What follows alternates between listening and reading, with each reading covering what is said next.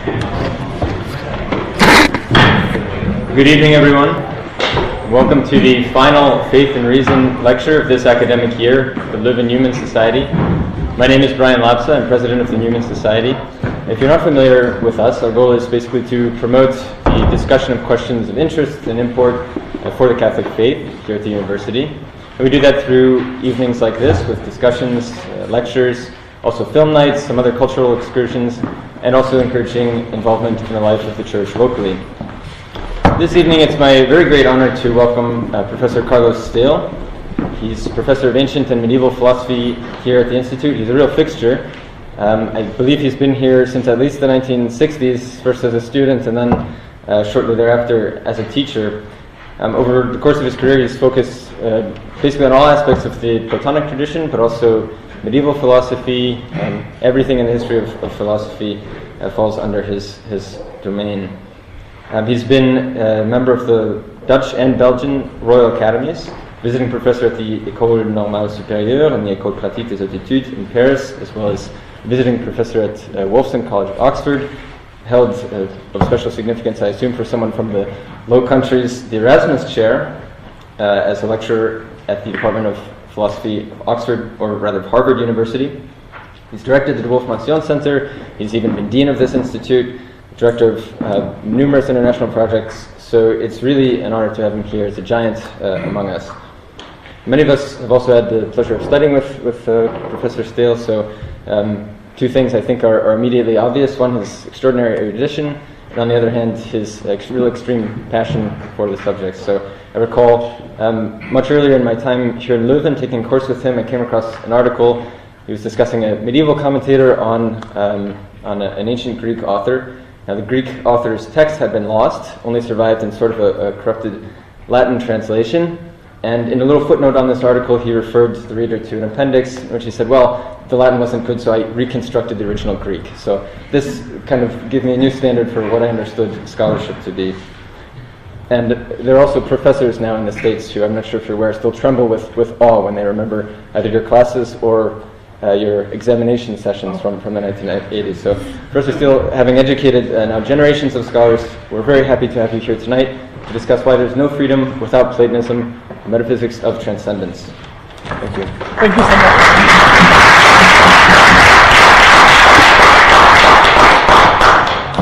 Thank you so much, Brian.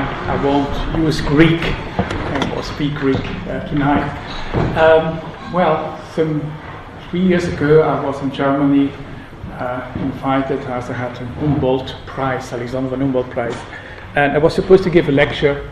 It was in German, and then I thought, well, the most important thing of a lecture is a good title, you know, and the title was Keine Freiheit ohne Platonismus. So you took that title because Michael or Michael at the time said, well, what an interesting subject, could I have the text of your lecture? And so that's the reason why after so many years I'm here. Well, after so many years, after I think 3 years or 2 years. No, anyway, he cheated a bit because the title is more promising if you just have Keine Freiheit ohne Platonismus.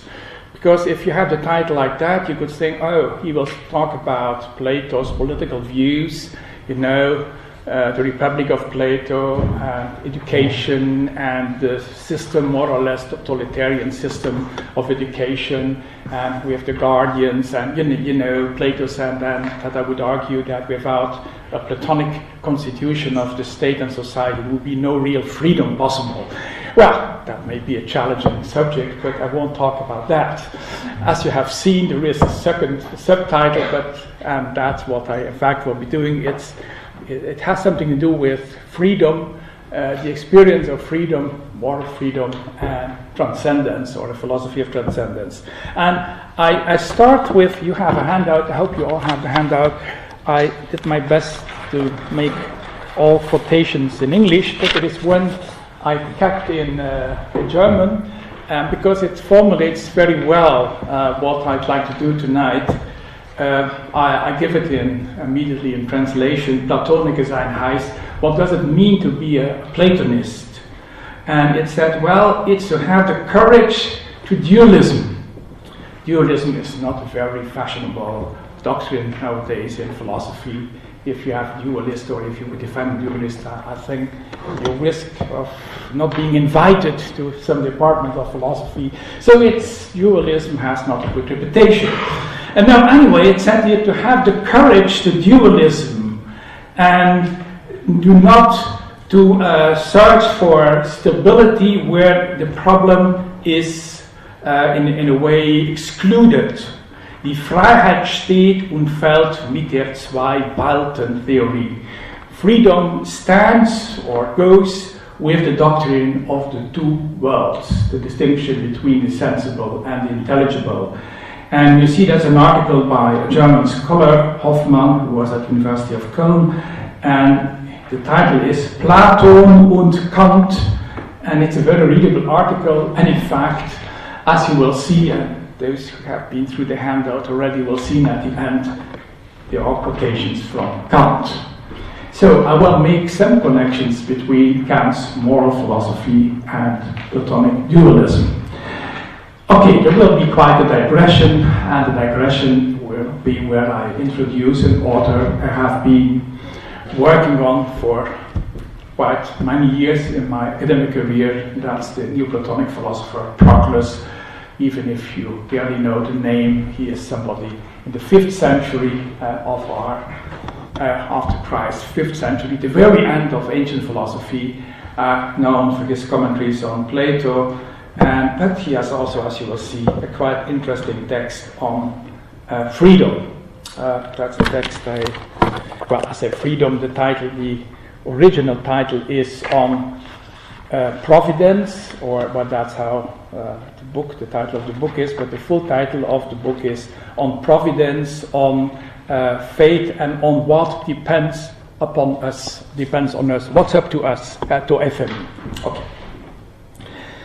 Well, defending dualistic philosophy, and particularly when you are discussing problem of freedom nowadays in academic circles, or supposed to make a paper on it, the standard frame nowadays is, are you a compatibilist or a non-compatibilist? I mean, do you think that a full deterministic explanation of human behavior is compatible with our belief that we are responsible for our actions? Or are you a non-compatibilist?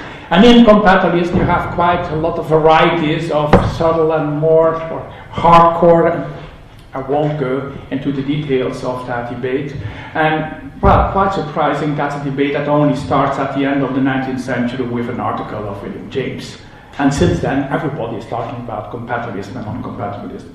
I think the history of the problem of freedom, if I may say, is much more interesting and more profound than just this debate, are you a compatibilist or not a compatibilist? No, well, compatibilist, if in ancient philosophy I am working on freedom, then at the moment the most popular the doctrine most defended by most people is in fact Stoicism. Now, why Stoicism?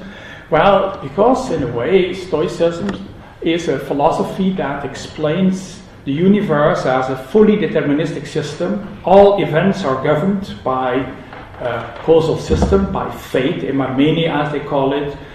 And now that force that governs the universe is not a transcendent principle, well, they call it a logos, as you know, but that logos is immanent and present in the world as a corporeal principle. Whatever exists is corporeal and can be explained as properties or dispositions depending on corporeal forces. But then, of course, the question is, how is this physical doctrine compatible with the ethical view promoted by the Stoics? Stoicism is above all an ethical doctrine.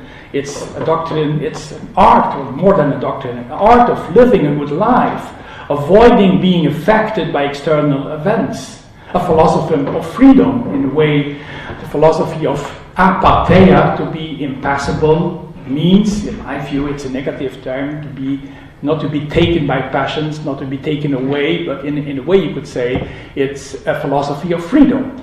Now, how could you have a philosophy of freedom and at the same time a fully deterministic system explaining the world. If everything in this world is determined, and if the soul itself is of a corporeal nature, and all the dispositions the soul acquires, also the virtues, how could the soul ever have a capacity of choice? Now, the Stoics developed various arguments to show that moral responsibility was not incompatible with physical determinism.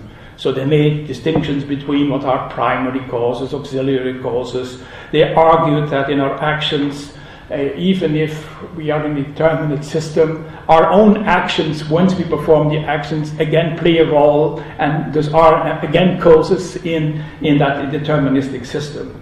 Now, you see why Stoicism is an attractive philosophy nowadays, because it's monistic philosophy. There are no transcendent principles. It's defending a fully deterministic explanation of the universe and of causes like psychic causes, but psychic causes have no incorporeal nature. In a way, they are complex entities within the corporeal world, and at the same time, they defend a philosophy of responsibility and freedom. So that's what the attractive character of, for many scholars nowadays, of Stoicism. Of course, the physics of Stoics is past, and there's nobody who will try to resuscitate that physics again. You have the modern physics, but the idea that a fully deterministic explanation of the universe and of human behavior can be combined with moral goal is attractive.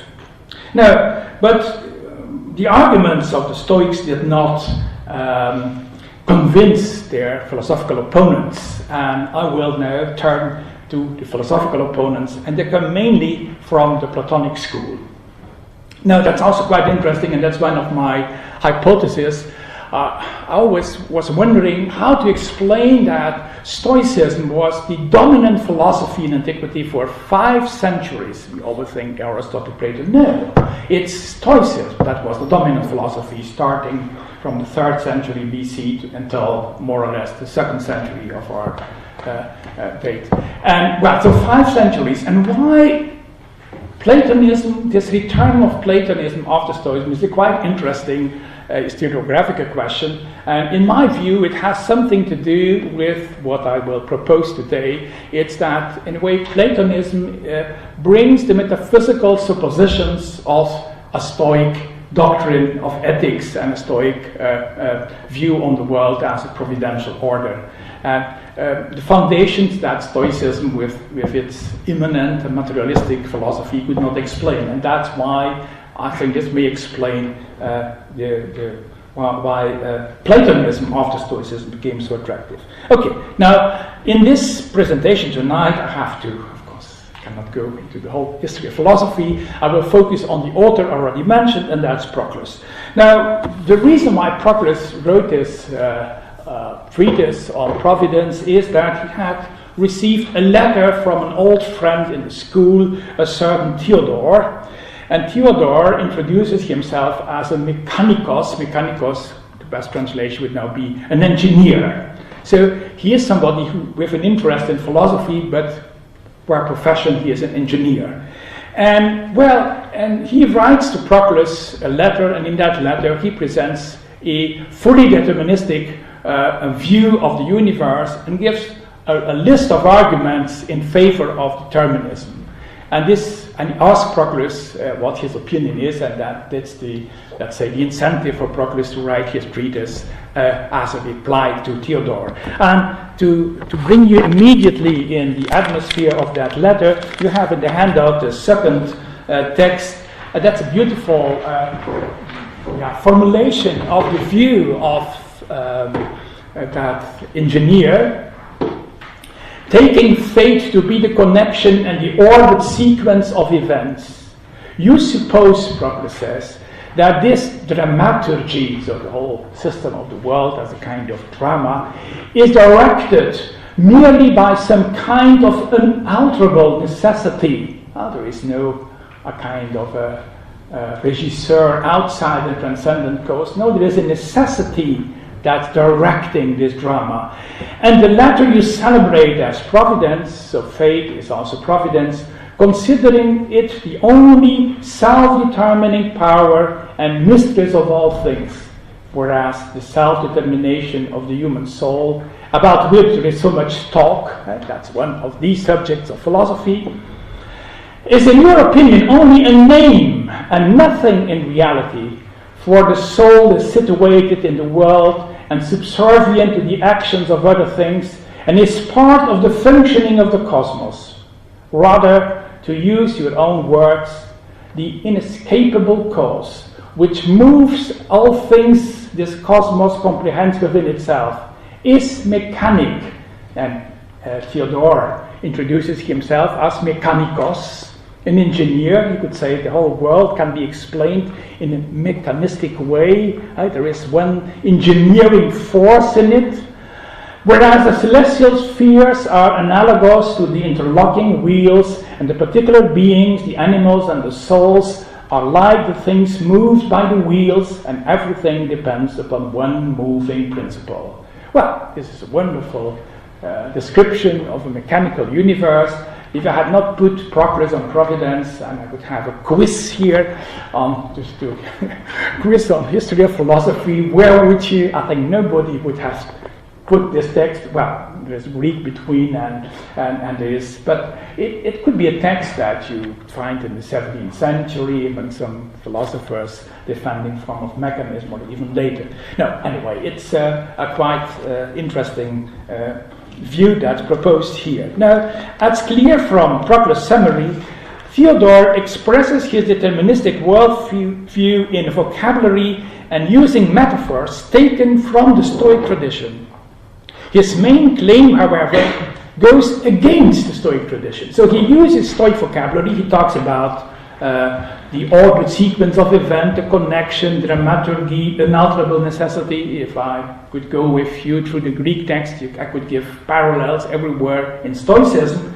But the main claim of this text goes against Stoicism, namely that human beings have no self-determination. They are not autexousios, principle of their own power, self-determination.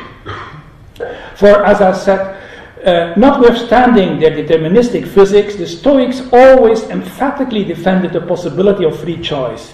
So their opponents accused them of making self-determination just a name. And that's what Theodore is doing here. But he is not using it as a criticism of Stoicism. He is taking the Stoic view, but now eliminating self-determination. Okay, so that's in a way a kind of a perverted form of Stoicism, but you could also say it's making the Stoic philosophy radical, more radical, and in a way eliminating what remains in Stoicism as a kind of counter-agency or a quasi counter-agency. So, after this general presentation of his worldview, Theodore put forward a series of problems which all seem to undermine the very notion of what depends on us. Now, depends on us in Greek, though ephemin, not always easy to translate in modern languages. Nowadays, in most translations, in English translation, we have what's up to us. But what's up to us, again, has, in my view, also many other meanings. It's up to me, it's up to you. It's, well, the meaning of ephemin is what depends, take in this reality, what depends on me and what does not depend on me. Just whether it was a beautiful day today, it could be tomorrow, it's different. Does it depend on me? No. Yeah, okay, I think you all know. I am not a master of the winds and the climates. And okay, what does depend on me? That's the big question the Stoics are always raising, and it begins already if you would take the philosopher Epictetus, who has, well, you know, Epictetus made a short handbook, Enchiridion of the Stoic doctrine. Something that you could have in your pocket, a pocketbook. Something that you could have in all moments, in difficult moments, and there are so many difficult moments in life. Well, you take your handbook, your Enchiridion, and you will have immediately some basic ideas and know how to handle problems. Well, and he begins in this handbook with the question, whatever is happening, you always have to make a distinction. What happens? Is it something that depends on me? And if it does not depend, or does not depend on me? If it does not depend on me, well, I have no power on it, and I should not worry about that, and etc., etc. Okay, the weather, that's clear. But there are other things you probably are more worried about than waiting for a train that doesn't come, having all the problems, and taking now, if you're back, going to the airport, you know what it means. Well, does it depend on me? It does not depend on me. Okay, I won't go in more examples. So, now Theodore is saying that there is nothing that really depends on us. Because if the whole world is a deterministic system, in fact, the only cause you could say that is determining everything, that's that necessity. But human beings, there is nothing that depends on us. And so we have something paradoxical, that what depends on us is no longer a characteristic of us, human beings. It's in fact a privilege of the gods or the force that's moving the universe. Well, in his reply, Propolis reproaches Theodore for understanding the expression ephemein in a sense that deviates radically from its traditional meaning. As he says, the ancient philosophers, Plato and Aristotle, never understood the phrase, the expression ephemein, what depends on us, as an absolute power of self-determination. They used the expression to designate our faculty of choice, which makes us master not of everything we would want to have or to do, but master of choosing what's good and avoiding what's bad. Ephemein is proaisis, is the faculty of choice, is, as Propolis is saying again and again, it's a dual faculty, it's always standing between this or that, and it's not a unitary faculty like the will. Boulos is, and that's the Platonic tradition in Propolis, the boulos is a faculty, a power related to the good, and only related to good. You cannot say the will stands between this and that. Our modern concept of the will may be we are using the will in that sense, a kind of brute force that could go in different directions. But that's not the tradition of view. The tradition of view is that the will is a power related to the good. Choice, of course, that's different. The faculty, the possibility of choice we have, it's a dual faculty, as I will come to that back at the end. So in doing so, Propolis stands in a tradition that started with Stoicism, as I said. And I said already that ephemein became a technical term in Stoicism. It's also important that I distinguish it from freedom. Freedom also is a very important term, also a philosophical term. First it was a political term, a term in political philosophy, and then it became a very important moral term, particularly in Stoic philosophy. Now, but freedom expresses the freedom of the moral person, the wise person, whose desires are such that they cannot be hindered by outside interference. Freedom, in this absolute sense, is an ideal which has to be distinguished from the possibility of choice. And the possibility of choice is what depends on us. The possibility of choice is not the privilege of the sages, of the wise persons.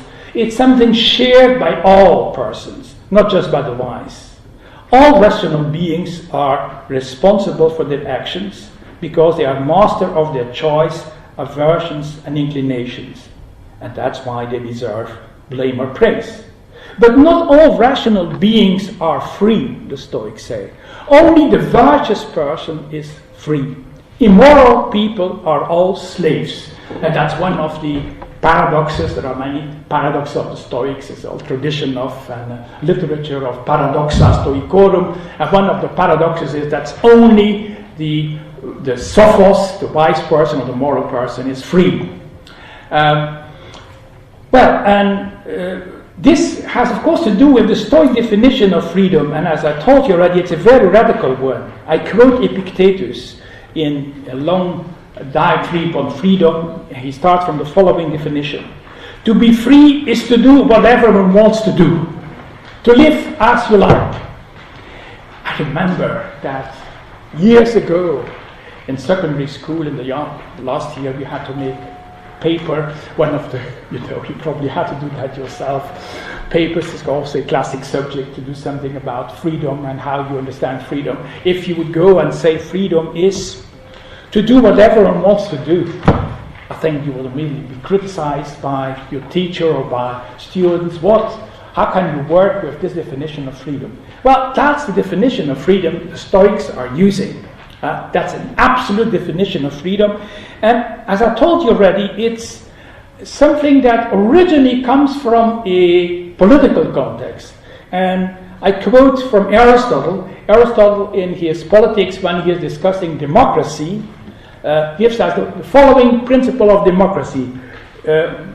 In democracy, all citizens are the free man. And now, to be free is to do whatever one wants to do. Hence, in democracy, everyone lives as he wishes. The contrary of freedom is slavery. And what's slavery? It's not to live as one wants to live. Okay, well, slavery, freedom. So freedom is to live in such a way that you do whatever you want to do. Now, for the Stoics, this ideal of freedom can never be realized by political institutions. That you have many arguments where it's said, well, people think that they will become free. Well, this first a slave, and they think, oh, if ever I'm free, then I will have a good life. No, I'm a slave, I have to do this and that, and I have to work for the boss all the time. But if I'm free, and then he is set free, and then he has to work for himself, no longer a house where he can live, he has to find money and do some business, and then he said, but if I have a house, and and then, but if I am in politics, and if I'm a friend of the emperor, and the idea that if I could achieve freedom by social or political institutions. Well, as you know, the Stoics said, whether you are the emperor or you are a slave, makes no difference for your freedom. Freedom, in the real sense, is a moral attitude in a way. It's a moral way of life. It's a way of life where you are not taken or affected by external circumstances, whatever they may be. Now, that means if I would go around in the street and ask people, at the moment they start complaining about this or that, I know they are not free. That's a test. The moment you are complaining, because that shows that you're in a way depending on things that do not depend upon you. Okay, I won't go in a further argument, but you may, if you want, later, about that freedom. But you see, this kind of freedom is, how many people will be free in that absolute sense? 1 to 1,000, 1 to 1,000, 10,000, 1 every 7 years, every 700 years. Well, even the Stoics knew that it was an ideal, but it's quite interesting that, interesting, or you could also criticize whether it makes sense to have such an ideal or not, of freedom. Anyway, you see the difference between faculty I have of choice between I do this or that, I'm responsible for my actions, and all human beings, whether they are moral or immoral, are responsible for their actions. And freedom as a kind of a way of life where there are no longer alternatives. In fact, my life is what I want to do. There is no other life than the life I'm having. Okay? So in that sense, it's a life that's absolutely wanted, or that's a life that's in Greek, that's ekousion, that's absolutely voluntary. So you have the voluntary life where in a way the life I would like and wish to have is in fact the life I have. That's the ideal. And then there's a life where I have to make choices every day. And okay. Now, that's enough now for Stoicism. Proclus refers in his treatise with approval to the distinction the noble Epictetus makes. What is it? Well, you have the handout, and now turn to text number 3.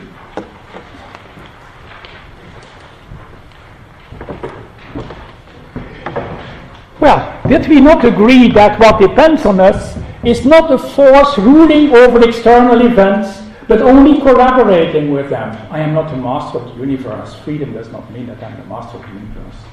If so, it's reasonable that it arranges what's eternal according to its power. It's what's internal. I am the master of what? Of my attitudes. Whether I'm complaining, protesting, angry because the train is not coming, or just saying, well, the train is not coming, I am not the master of the train, I will wait, and maybe I will read something or do something else. I am master of my attitudes towards the event. I'm not, okay. So it's reasonable that it arrange what's internal according to its power, but not what's external, since it also needs other factors not within its power to dispose those things. At the moment I start acting, I have to act in a world where I am not master of everything. There is the causality, the system of causality. Once I start acting, my actions enter a material physical world and are only possible in their result or non-result depending on other causes. That's what he is saying. The other factors are needed, even if the factors are not within my power. I myself, Propolis says, when I consider these problems, have great admiration for the noble Epictetus, who often exhorts us not to confuse what depends on us with what does not depend on us. Well, you see, it's clear Propolis has no problems with the basic views of Stoicism on FME, on what depends on us.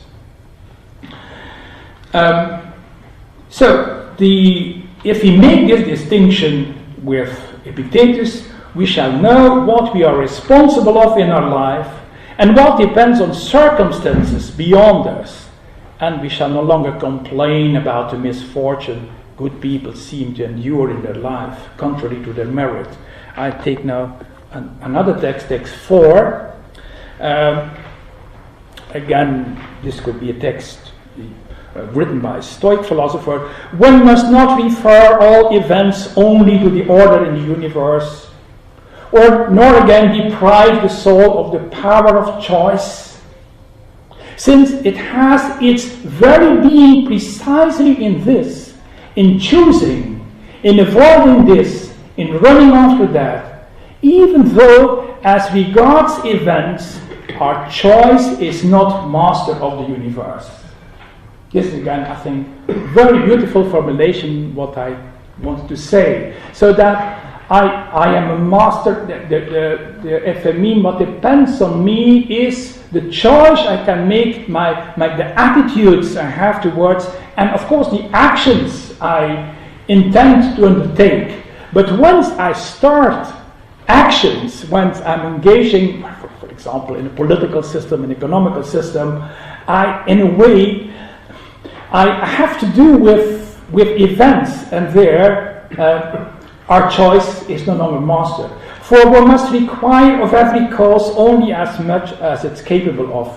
However, the faculty that depends on us not only a capacity for acting, but is also itself a capacity of choice. And when it chooses to act together with the other external factors, we say that it makes failures and acts rightly because of its choice, since even if the result is good, but the agent acts on the basis of an evil choice, we say that the action is bad. This could almost be a quote from Kant. It's what makes an action a good action is not the result that's successful. It's that the action starts from the right choice. Because that your action, political or whatever, is successful does not fully depend on you. When you enter a system where other factors, etc., etc. And it could be that you have a very good result, but the result may be due to other factors, not to you. And even if the result is okay, but it's done on the basis of an evil choice, the action is bad. Well, that's a Stoic view here adopted by Propolis, but that's also in a way what the basic doctrine of morality in Kant. For what's good in what is done may be due to an external factor, but what's bad is due to the choice of the agents. That's evident to all that we are masters of our actions to the extent that they are deliberately chosen. Well, That's the text, as I said, taken by Propolis here. The view defended is a view that really within the Stoic tradition. Okay, then a third text. Therefore, there is a great difference between the virtuous person and the mass of ordinary people. The virtuous persons can have some impact on what happens to them in the external world. To be sure, they cannot change the events, but through their virtuous dispositions, they may, as a phrase of Propolis, color, as it were, the events. They can't change the event, but they may color the events with the qualities of their internal life, whereas the non-virtuous people just follow the external events and have the power to and have no possibility to give them another meaning. They are slaves of the events, and even what's internal in them is buried in the external. Therefore, as I said already with the Stoics, and Propolis repeats it, only the virtuous person is free, whereas even people are always dominated by the events. That's text number 7 in the handout, the 7th page handout. When the soul in this world rises up and resumes its power, namely virtue, it will consider nothing terrible, whatever may happen to the body and goods external to the body, for the affections of the organs are not transmitted to their users. But no matter what the conditions the organs are in, the person will act according to virtue. And then Propolis gives examples. If his body happens to be sick, he will be courageous. If it happens to be healthy, he will be moderate. When confronted with poverty, he will act with magnanimity. When endowed with riches, he will act with magnificence. And everywhere setting over the external goods that seem to flow abundantly the virtue that will use them, and opposing to adversities the virtue that frees one from slavery. And with eternal strength he escapes, warding off the blows from without. For you should not think that the often quoted words, to move with a given force, a given weight, only applied to you, Theodoris, engineer. What's this famous quote, to move with a given force, a given weight? Well, the name is not given, but everybody at the time of Propolis, and certainly the engineer knew Archimedes. It's the possibility, well, the point of Archimedes, give me a fixed point and I will move the universe, that's it. What give me with a given force, a given weight. That's absolutely, although it's implicit, but it's a reference to Archimedes. So, and this applies even more to those who live according to virtue, to order the power given from the universe with another power. That's truly a power. That's the internal power. The person with this disposition is noble and free, whereas the evil person is a slave to all things, even if he reigns over all things, the emperor.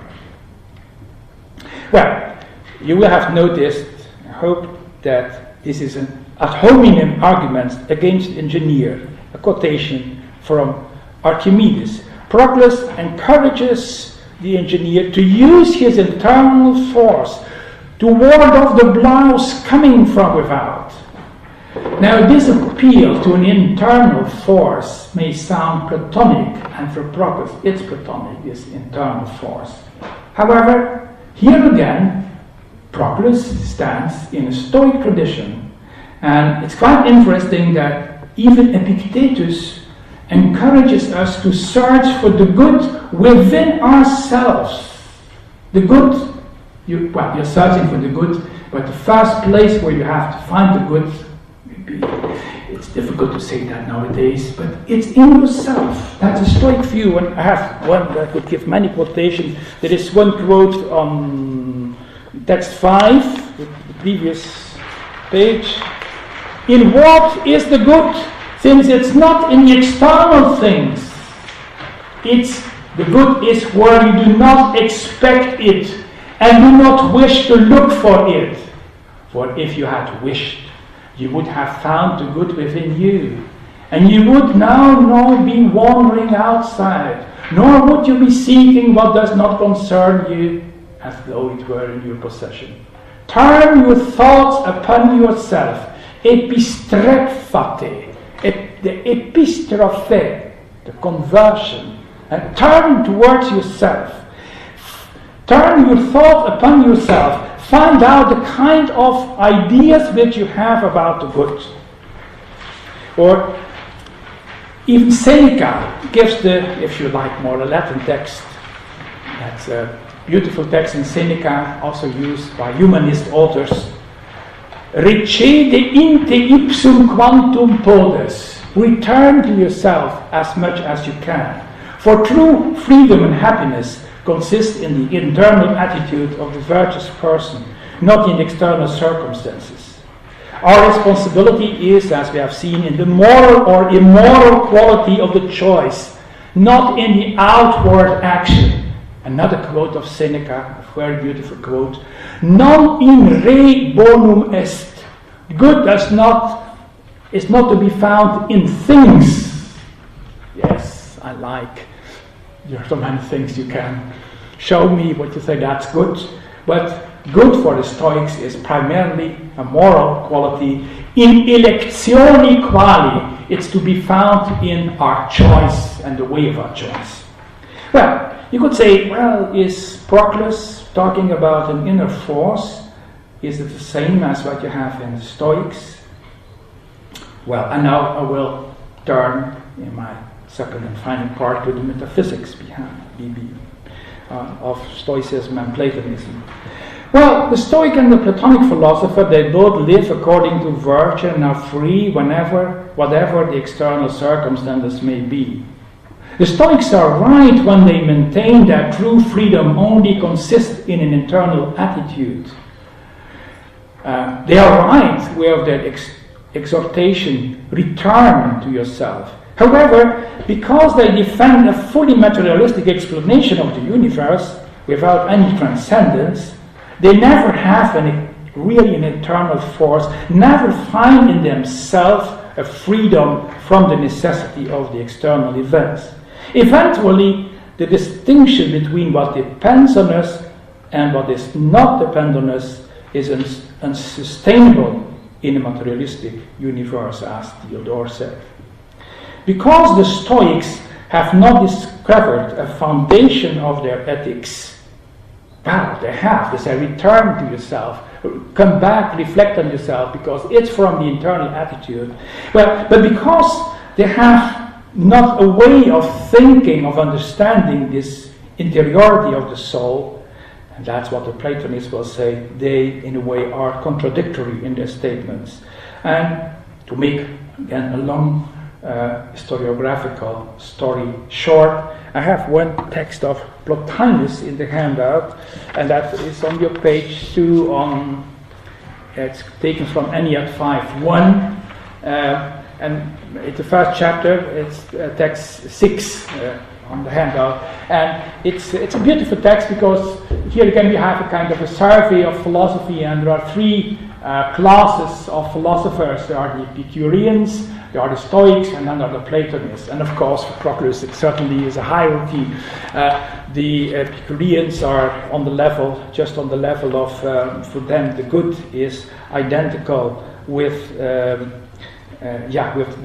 pleasure.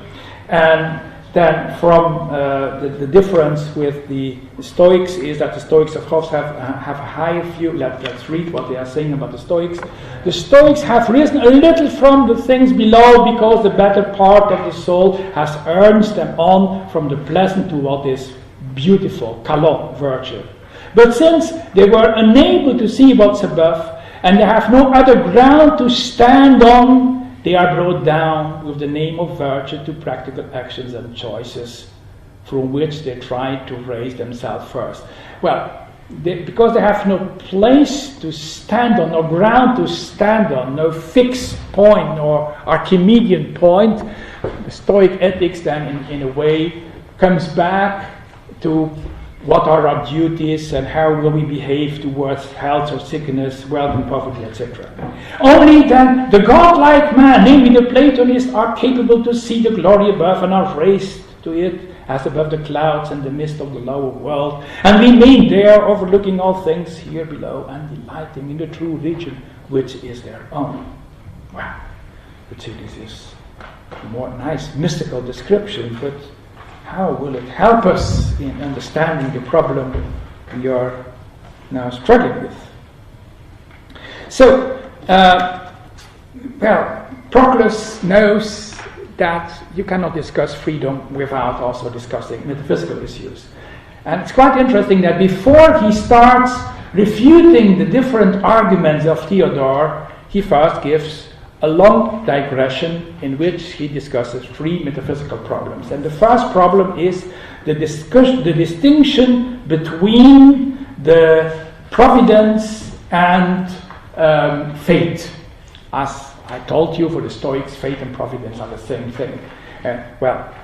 Propolis is arguing that fate must be subordinate to providence.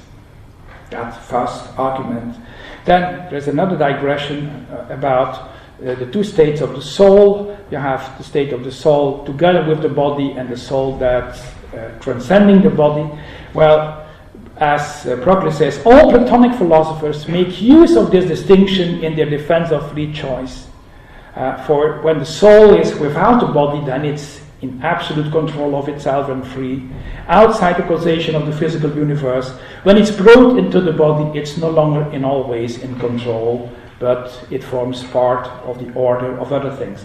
Here again, as I told you, you see the distinction between the external and the eternal, but now understood in a metaphysical sense.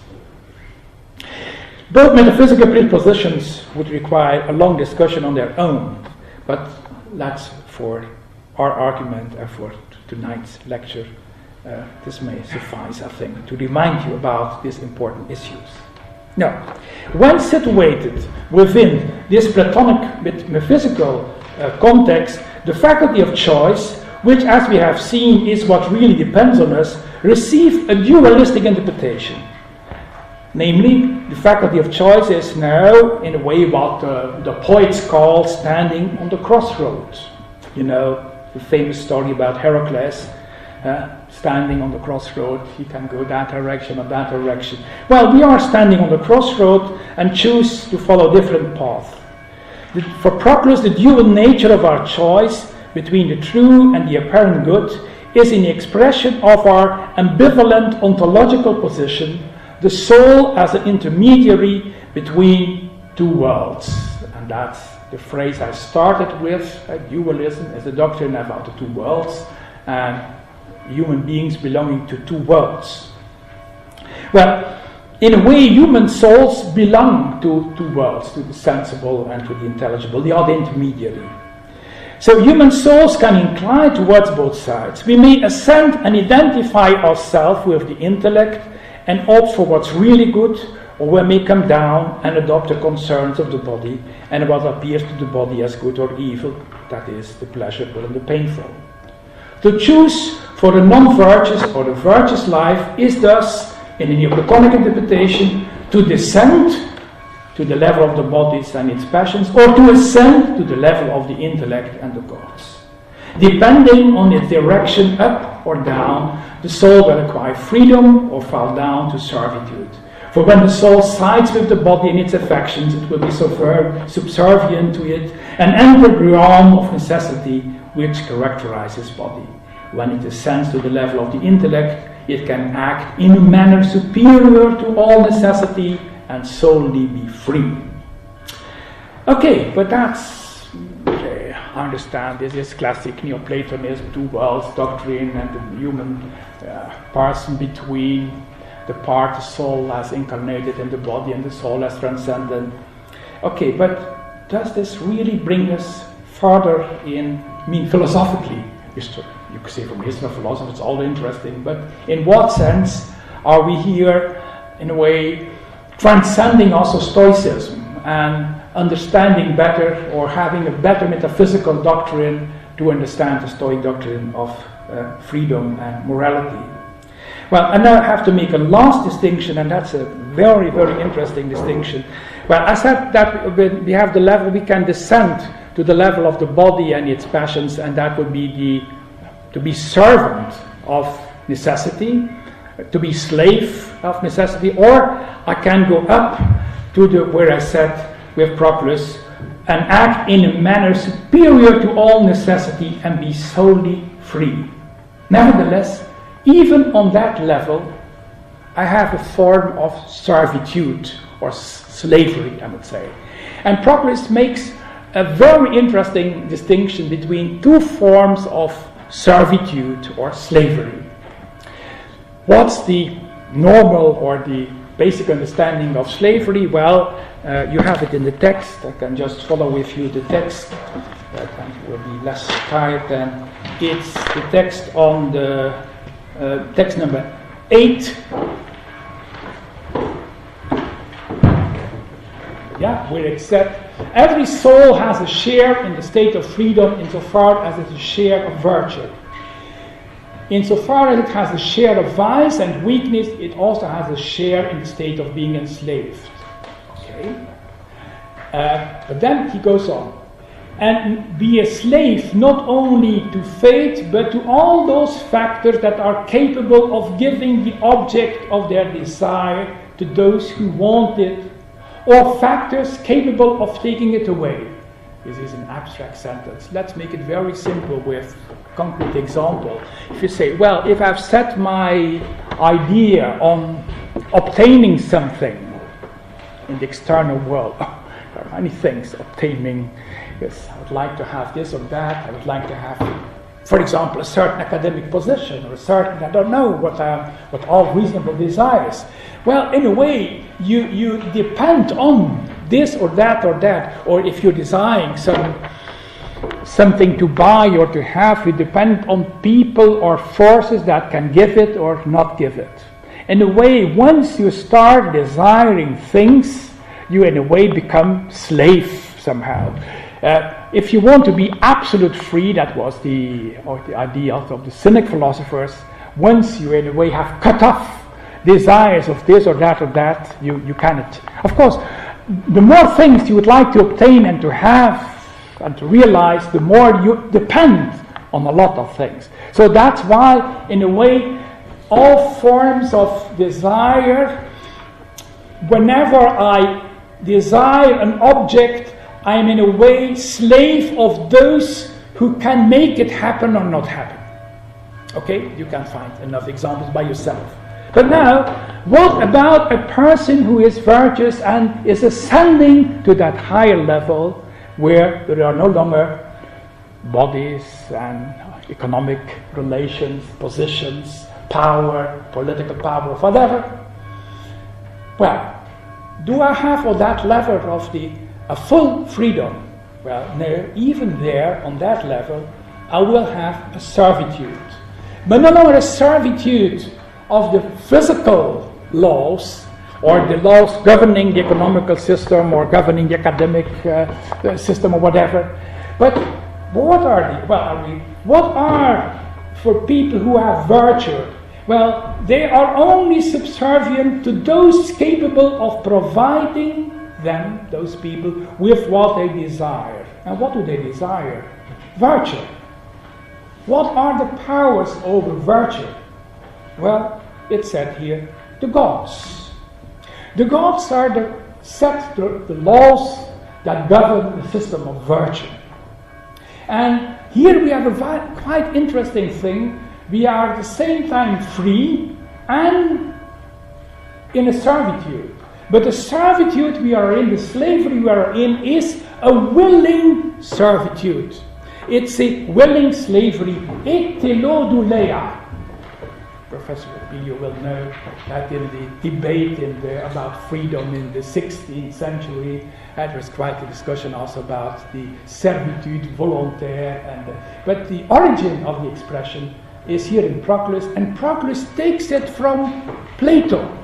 And in Plato it's only used once, namely in a text you all know, one of the most beautiful dialogues of Plato, the Symposium. In the Symposium it's about love and not eros. And it's a speech of Pausanias and describing that people who are in love, the context is an homoerotic situation, and people are in love become the slaves of their lovers somehow. And then it's said by Pausanias, usually we in Athens, we praise freedom. Is it not something disgusting that people become slaves? Free people become slaves when they are in love, in passionate love. And then, the quote number 9 is from the Symposium of Plato. But Pausanias says, if someone decides to put himself at the other's disposal because he thinks that this will make him better in wisdom and in virtue, we approve of this voluntary subjection. We say it's not shameful, it's not servile. If somebody becomes the servant of somebody else, because in that relation I will become better in virtue and in knowledge, we say, bravo. But if somebody would do it for money or for power or to, I don't know, because he thinks it's good for his political career, if he's a friend of so-and-so, that's disgusting. So there is a praise of the voluntary slavery in the Symposium.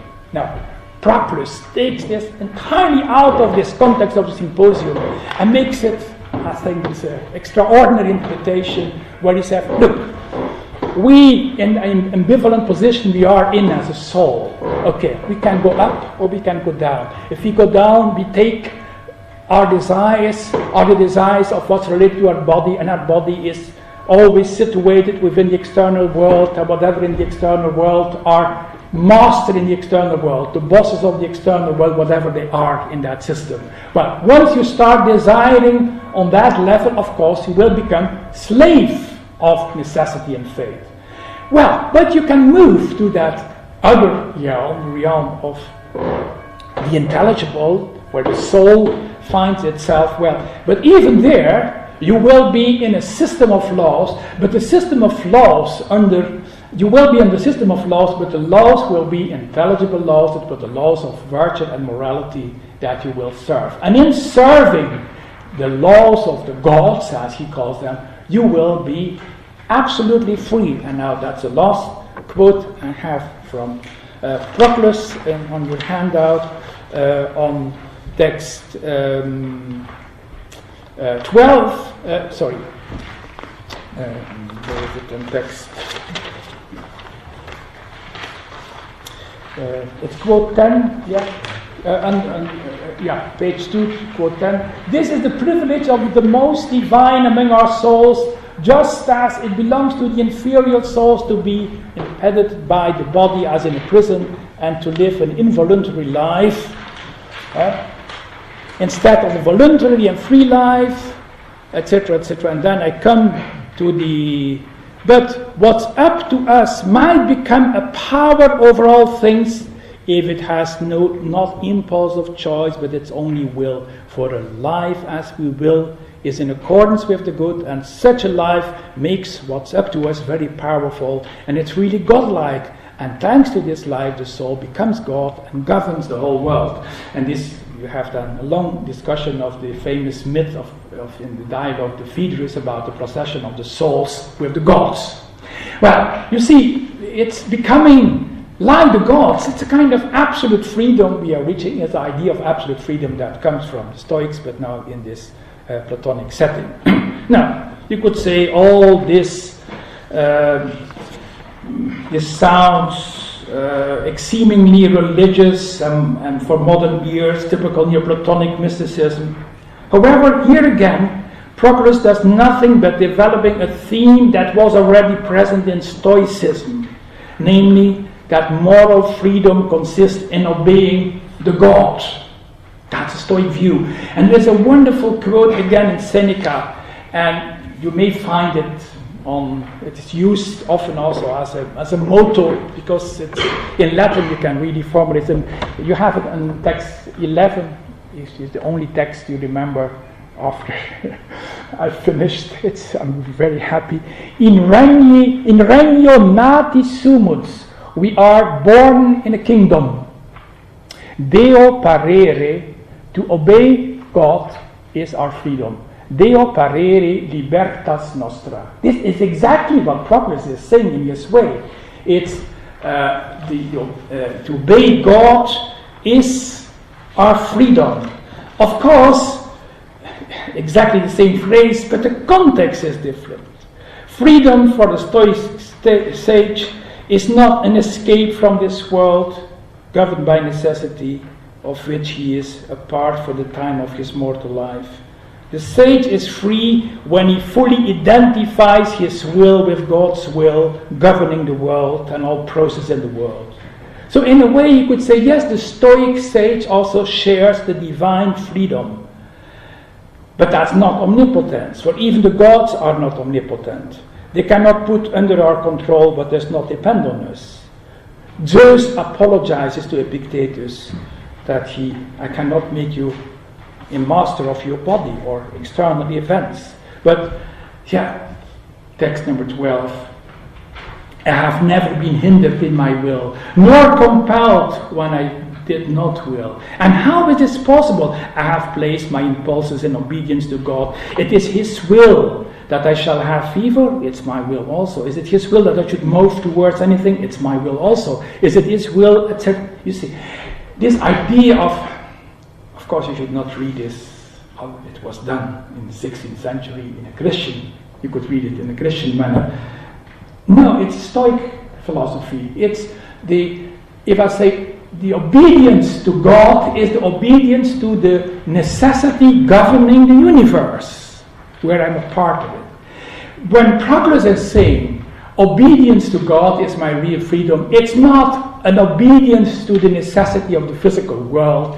It's in a way joining providence and the gods, and as I told you, providence and the God are transcending the physical universe. Okay, you may have questions about that in a minute, but I promise to end with Kant, and here are some quotes of Kant. I will not read them all, but extraordinary if you see Kant, how much he uses the Platonic scheme of we are belonging to two worlds. Take text number 14, you all know that text by heart. It's a famous text on Pflicht, duty. What's duty? Well, he is addressing duty. Where is to be found the root of thy noble descent? It cannot be less than something which elevates man above himself as a part of the world of sense. Something which connects him with an order of things only the understanding can think. The intelligible or the noumenal and the appearance. Freedom and independence from the mechanism of nature, regarded as a capacity of being subject to special laws. So you have the laws governing the physical world, but the freedom, the moral freedom, is again a servitude. It's a servitude to the moral laws, of course. Kant will not say the laws, the divine laws, or that would be religious language.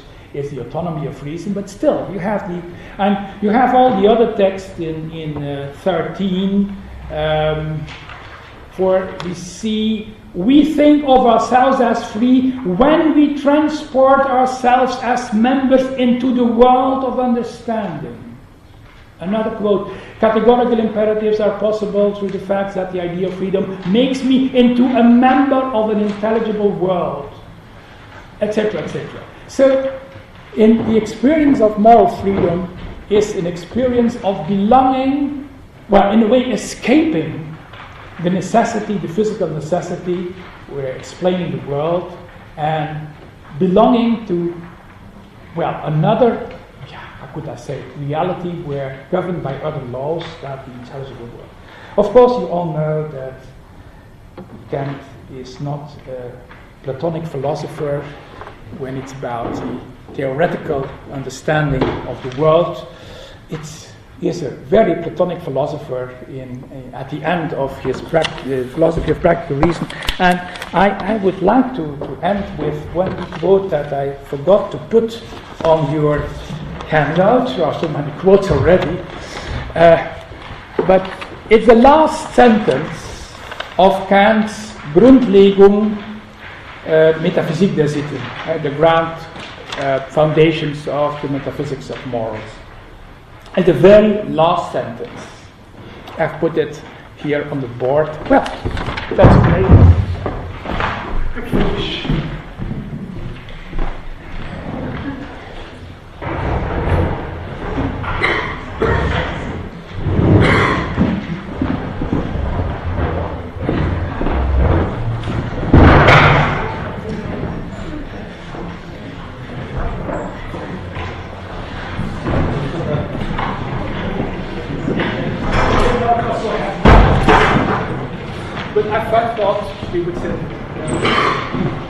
it's in German, and I've kept it in German. It sounds very mystical, like Eckhart or something like Eckhart, or Heidegger maybe. But so begreifen hier starting, we do not understand. It's about, Kant is discussing how to understand that we are experiencing ourselves as an agent that has a responsibility of acting and is not fully determined by, I can explain, our behavior. We can all explain our behavior in a scientific way, psychologically, economically, genetically, whatever, biologically. And I think whatever we are can be fully explained insofar as I'm a part of this external world. But I experience myself also as an agent that does not fall within that physical explanation. Okay, that's that intelligible.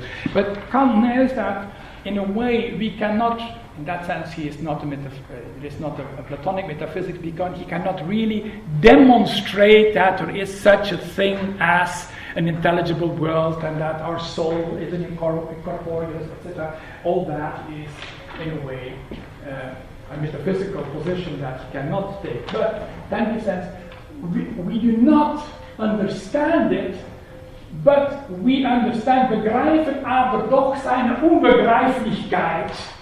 That's almost a mystical quote. We understand, yet we understand what cannot be understood, die Unbegreiflichkeit, welche alles ist, was von einer Philosophie, and that's the only thing you can require, gefordern, of a philosophy that goes until zur Grenzen der Vernunft, that goes until the boundaries of reason, and that's what philosophy is that going to the boundaries of reason in search of principles.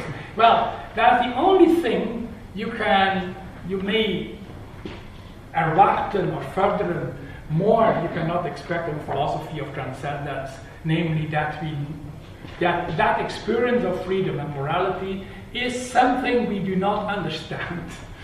But we do not understand does not mean that we should give up arguing for it. But we cannot explain it, as another quote you have where he said we cannot explain it. The only thing philosophy can do is to refute arguments against it.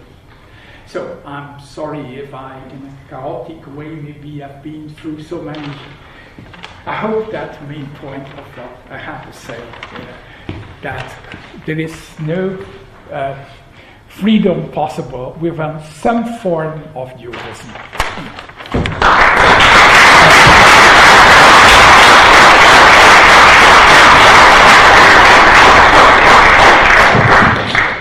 Right, I think we have some time for questions, and I'm sure there are likely to be some after a very exciting talk from Professor Stale. I hope there are. Yeah.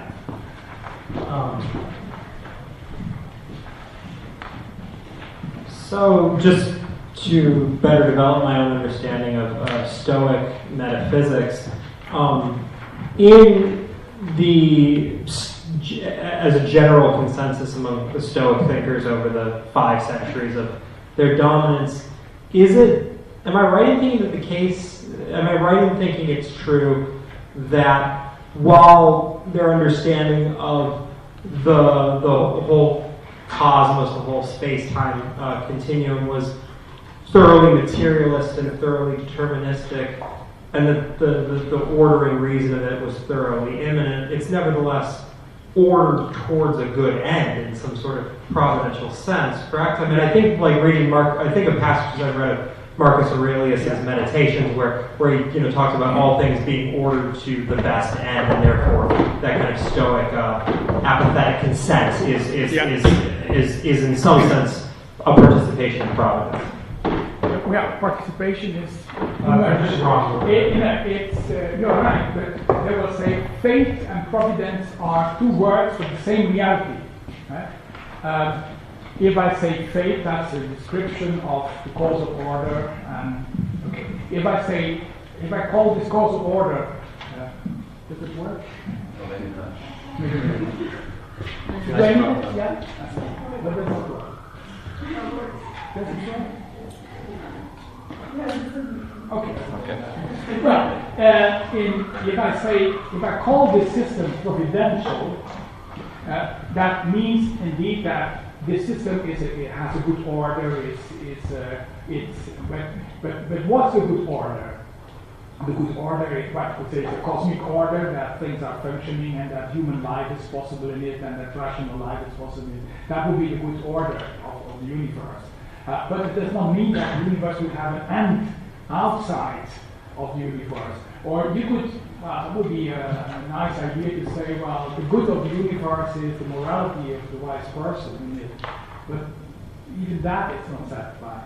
So to say that faith is providence is to accept that whatever is happening, not of course from my point of view, because I'm just a part, and I may object to what is happening because I'm suffering from it, but in the whole system, you could say you see the good of it. So, but providence is the same aspect. But another word, using the other word, I of course say, I believe, or express that the order is not just any order, but that order is an order for the good. That's very different than a modern materialist might adopt. A modern materialist might see the entirety of the physical world as sheer unintelligent chance. No, absolutely. I fully agree. Okay. Yeah. And also because they keep saying that the world is governed by rationality. Mm-hmm. And they use also religious vocabulary to call this rationality, logos, and we share that logos. Yes, that's very different from the modern understanding of science. Yeah.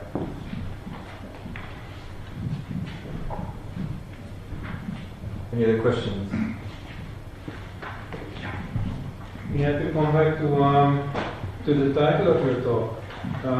Do I now understand, after you gave it, that it is directed against the other ancient philosophy, namely Stoicism, as opposed to Platonism? Well, usually accept Stoicism as opposed to Platonism, but my argument was to show how many doctrines defended by Propolis are in fact Stoic doctrines. You could use this text of Propolis to reconstruct, in a way, Stoic ethics. But of course, the metaphysical suppositions are quite different. And that's why I was intrigued when I made the translation of that text. Why Propolis, before he starts developing his views on freedom, he first thinks it's needed to, for example, to make the distinction providence, fate, to argue that the soul is of another nature than the corporeal world, etc. So it's, that was my main argument, that the Platonists thought that the Stoics would never give the foundation of their own ethics because of their materialism. By the way, that's also because I had so many texts, but you can read it yourself. There is also a beautiful text of Kant where he uses the Archimedes. I don't know if you've seen it a lot. From einem, there's a text in German I have there, you can read it afterwards, where it says that we now have the Archimedes point. And the Archimedes point is the understanding that our will as agents, as an agency that escapes, in a way, the necessity of the physical world that can be explained. That's the Archimedes point. So, and this is exactly the phrase we have in front of us. Yeah.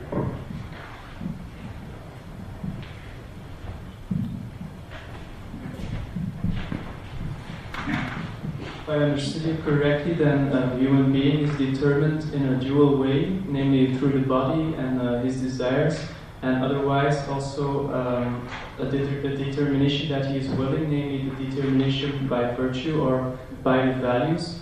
How, in the view of Propolis or in the view of the Stoics, can we know the values that we have to be determined with or determined by?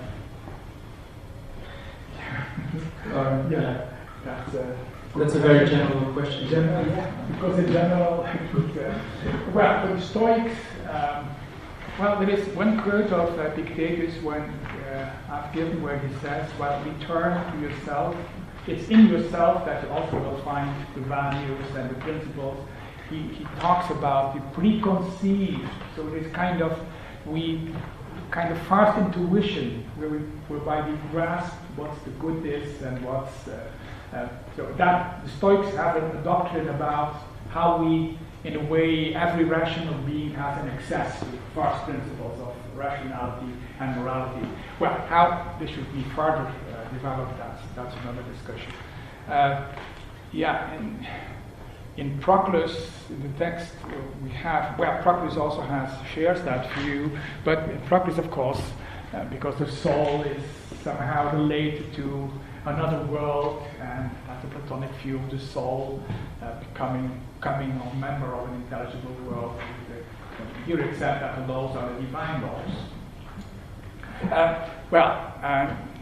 So that's what Kant, of course, would never accept, but because the idea of autonomy goes against divine laws being where I have to be. But quite interesting, Kant also, you will also find it on the handle because there are more texts than I've read, where Kant says at the end of his Critique of Practical Reasons, there are two dangers in, and there is one danger that's a real danger, and another is less problem. What's the real danger for moral philosophy? That's what he calls empiricism. Empiricism, by empiricism, he means that's a philosophy of ethics where all moral principles are in a way deduced from hypothetical reasoning. If you want to have this or that, if you want to be happy, if you have a community where, what nowadays you could say kind of utilitarian or on desire-based, on empirical desire-based ethics, a kind of, scientific morality based on a full investigation of what are the desires of human persons. Well, Kant says this is the greatest danger of moral philosophy. It's to reduce all categorical imperatives to, as you know from your Kant introductions, to hypothetical. Well, another danger is that you would understand this doctrine of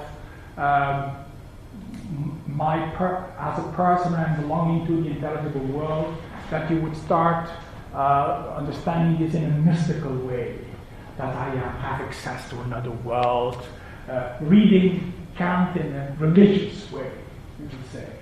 Now, that's also a danger, but very interesting. Kant says, well, it's not really a danger. Well, first, because there is, of course, something religious in what he is describing when he's talking about the principle of morality. There is something. There is something sublime. We have awe, and he uses the vocabulary, religious vocabulary. We have a reverence and awe. He uses a lot of religious vocabulary to talk about how we are the two. There is ourselves, and there is our personality. Our personality is the intelligible person. It's not the way you can describe me, my behavior, sociological, economically, biological. That's not my personality. My personality, that's the intelligible person, that's subject of the moral law. Well, so you could talk there about a religious attitude, and in that sense, the mystical interpretation, okay. And there is another thing, what is typical also Kant, he says, well, it's not really a danger because very few people will go in mysticism for a long time. You will have some extraordinary people having mystical experiences, but the empirical reduction of ethics, that's the real danger, as we know nowadays also. It's very interesting, the two dangers, and one danger is, now, why I'm saying that, because it's much easier in a way to articulate the principles of morality. For example, if you would be empirical, and then even for Kant, the articulation of the principles of morality is primarily a question of the form of the moral principles and not of the content. Yeah. Okay, but you have another question. Yeah, I have a two-part question. So, you speak about, thank you, there's no freedom without without the soul, or rather, it's only free without the body. And yet there's still the concept of enslaving oneself to the gods. Could we understand that in terms of having desire for wisdom, as talked about in the symposium, where you do not have that intellectual virtue, you are still desiring it, and so the slavery comes from the fact that you're still subject to desire. And secondly, the rational soul for Plato is immortal. So is there a possibility that eventually it would be detached from the body and no longer enslaved to the gods? Yeah. Well, to be enslaved to the gods at first, it's provocative what's there. And, well, it has to do with desire, yes. Whenever you desire an object, you are enslaved to the forces that can take it away or give it. That's very clear in economical, etc. You can give so many examples. Well, the moment you say, I'm no longer interested, okay, you can say what you want, but I'm no longer interested. I get my job, you can say what you want, and boss out. Okay, you will have to pay a price for that, for this freedom. But you know, that's the idea of freedom, where in a way I am no longer designing some things where other forces are dominant. I, in a way, escape the fatality. And then you would expect that when the soul then goes to that intelligible level, where she finds her own freedom, that now she no longer should be enslaved. And there she finds another form of slavery. But as I told you, that other form of slavery is in fact identical with absolute freedom, because it's a slavery. Well, what's absolute freedom? Where it's a freedom where I do no longer have to make choices in a way. You know, we begin by saying that freedom, FME, that's the capacity of making choices. At the same time, we know how embarrassing making choices all the time is, and people often like, oh, no more choices. Give me a fixed menu. Oh, no more choices. Okay, but no. Anyway, when we arrive at that level, or so-called arrive, then we find ourselves in a no longer dual nature but a unitarian nature, and this is that absolute or voluntary life is what is identical with the life of the God. In a way, we are becoming the gods, and if we are becoming the gods, we are no longer slaves. Yeah, but I know it's not. There's of course more, and if I say slaves of the gods, if it were a religious attitude where you say obeying the gods is well, as you know, let's use the term because we cannot avoid using it. Islam also has a meaning of obedience to the gods, to God. But of course, that's not in that sense that Propolis is using. It's not in the religious sense of being a devotee or belonging to a religious group. It's here the gods stand for the principles of virtue and wisdom. Yes, as you said. Yeah.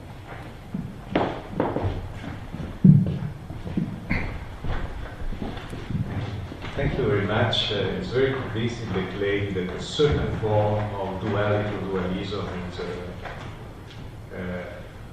useful for positing the problem of freedom. I have two questions strictly connected, which we have. The first, the thinker that has been called the German Propolis, Hegel, claimed that there is a radical difference between Propolis and medieval Christianity, precisely on the notion of these becoming one with God, in the sense that freedom enters when we are not more enslaved to divinity, but the divinity gives us the freedom of being children. And in this sense, a sign of this freedom is precisely the creativity. And this, it seems to me, quite, this is the second question, an aspect of the freedom of that seems impossible to disentangle today from the freedom from. It seems to me that the argument in Propolis is very convincing to defend the notion of negative freedom from subjection to desire, sort of independency. But it's quite unsuccessful if one wants to defend an idea of a freedom of one rather than another. So once we are with God still with choices. Even there is the maximum of choices coincide exactly when we are free from other. So this notion that I would call the existential freedom, which is so important in the beginning of the 20th century and has roots indeed in Shelley, for instance, in their language. How you can defend, if you can, in Propolis, because Propolis has still this very strong metaphysical system where it seems that there is no this room. No, I think that's absent. This creativeness of free. Well, there is the freedom of absolute freedom is the freedom of the souls becoming divine, or they are divine in nature, but then really becoming divine and following God's, and as you can in one of the texts in the handout, they are in a way governing the world with the gods. And again, this is very Stoic in origin, because the Stoic philosopher sees himself, when the sage, the Sophos, as governing the world. In what sense governing the world? Because he understands the coherence, the rationality of the world, and once you understanding, you are in a way identical with the principle governing everything. That's the Stoic rationalism in a way, but that's also in Stoic rationalism. There's no place of the freedom of creativity would be very superficial freedom. That's the entertainment of the arts and okay, that's what that kind of extensive freedom. You're right. Is absent. Concerning your first question, the difference with Christianity, what's Christianity? There are so many texts, and if you take St. Paul, the letter to the Romans, and I think when Hegel talks about it, it's St. Paul, and now we have to split between theology and philosophy. There is a theology faculty and a philosophy faculty.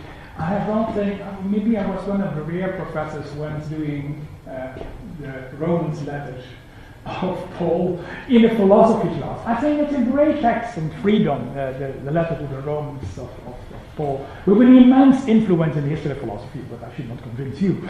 And of course that's another topic. In Paul you have the opposition between law. It's the law and it's the freedom of the law, not longer falling under the law. And then of course you have the children of God as a child of God and the heritage that do not follow the law, etc. And that's of course quite different, and also because of the tradition of the law is not a Greek tradition. That's okay. But if Propolis is talking about the laws of as you have a system of causality explaining the physical world, those are laws. So there is also the kind of the coherence of virtues and as in Platonic ideal world. Okay, but that's.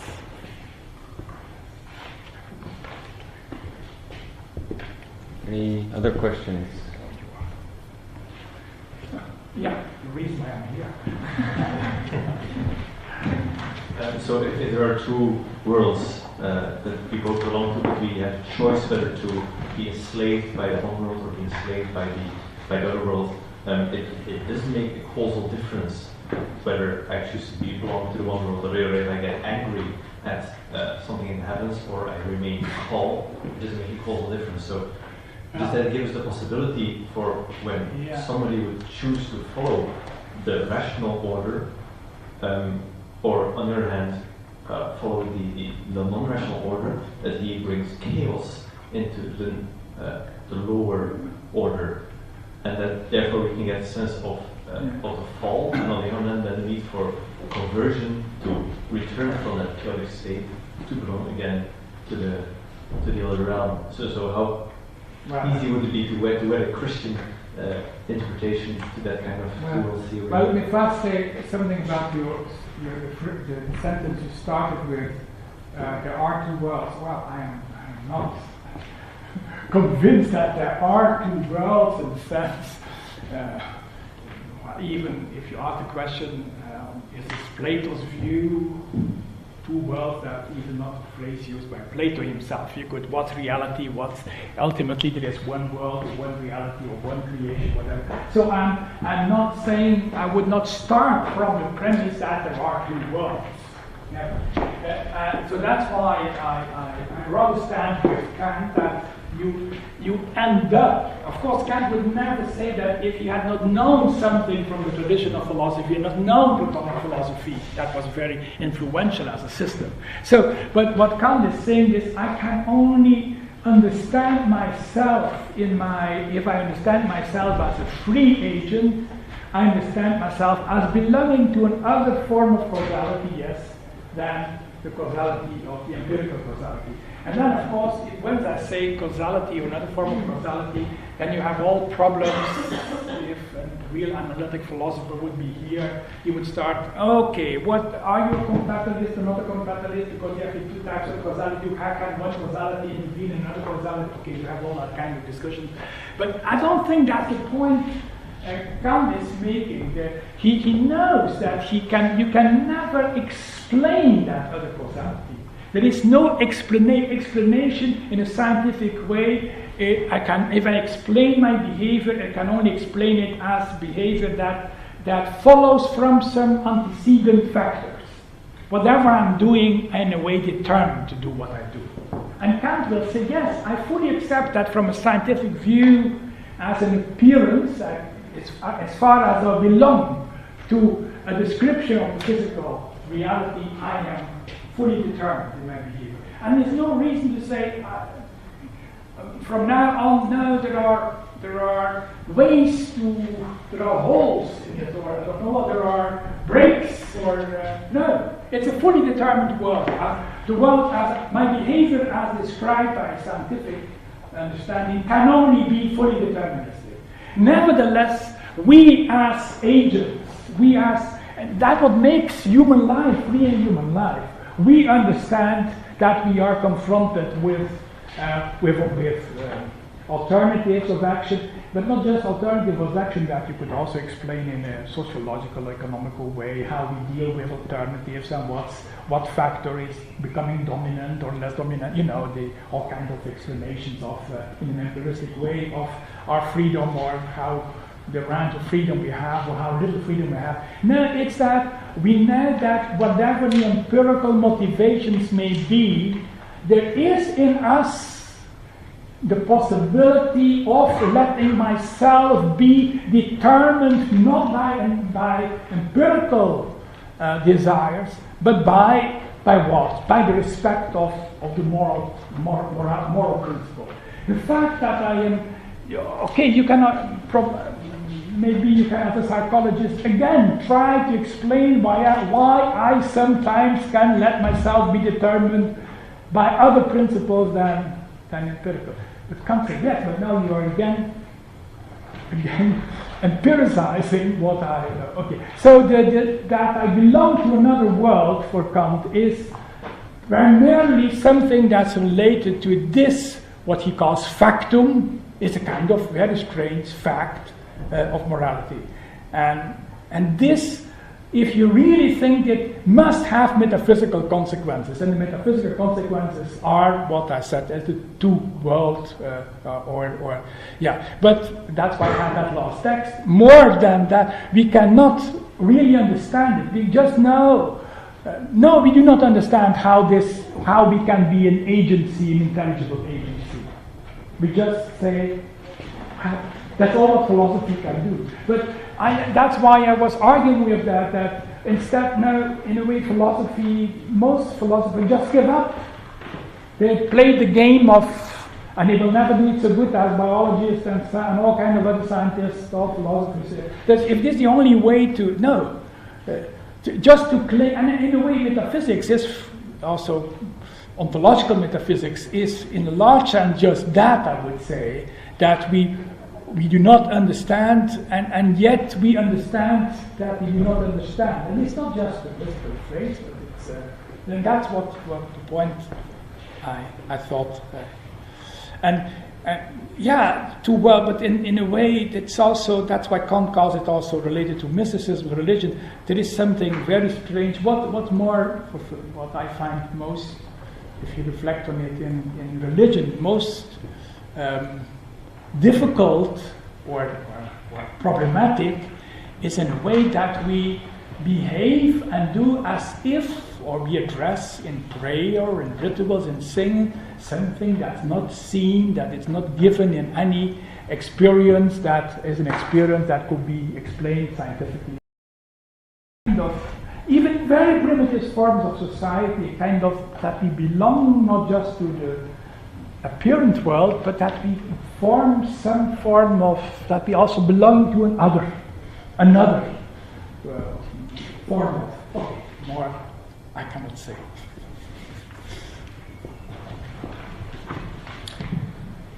Very nice question. Oh, thank you. Well, it's not really much of a question. I'm just curious if we could come back to the starting point. Yeah. And see if there's any connection to be made between the Kantian Platonic conception of freedom as rational self-legislation. I mean, even as voluntary servitude that Propolis talks about. One is serving in order to govern the world, which is a kind of, and one is serving precisely by one's apprehension that the gods are that which can give you virtue. So I'm curious if there's any political traction in your perspective between this dualism and let's say political freedom. I mean, is there any way in which these two turn back upon themselves?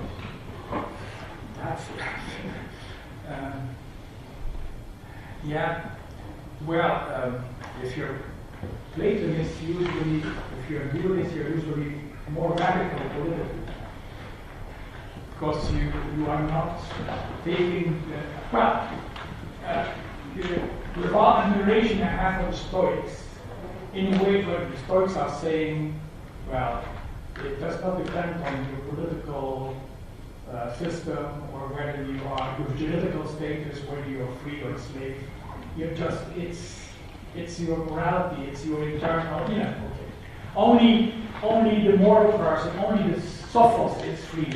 Okay, wonderful. But at the same time, nothing is happening at the system where there are slaves and free. So in a way, because you just say that the providential order is identical with the order that's governing the world, well, the ways of criticizing, so in a way, yes, there are different forms of dualism. Utopian thinking is also a form of dualism in a way. So that's what I'm saying. I was also raising the question, how can we understand that Platonism was such an important philosophy in late antiquity, starting from the 7th century? Not yet in the time of St. Paul, by the way. St. Paul knows a lot of Stoicism, and it's also a question of debate. There's even the story that pseudo-letters between St. Paul and Seneca, that were known in the Middle Ages. But quite interesting. But no, why was, in a way, Platonism attractive? Well, I said the other metaphysical understanding, but also in a way because people had a lot of trouble in understanding that the cosmical world they were living with all the disasters happening there, that this was providence in a way. So, of course, it could also mean an escape from the world and to another world. this kind of otherworldliness that has been criticized again and again. It's also a danger for Christianity. But the way you formulated it, I like it very much, and that's also appropriate, saying that once you are following the gods, you are governing, or you should govern the world. Okay, but that's, thank you for the question. Yeah. If there are no other questions, big thank you once again. Thank you.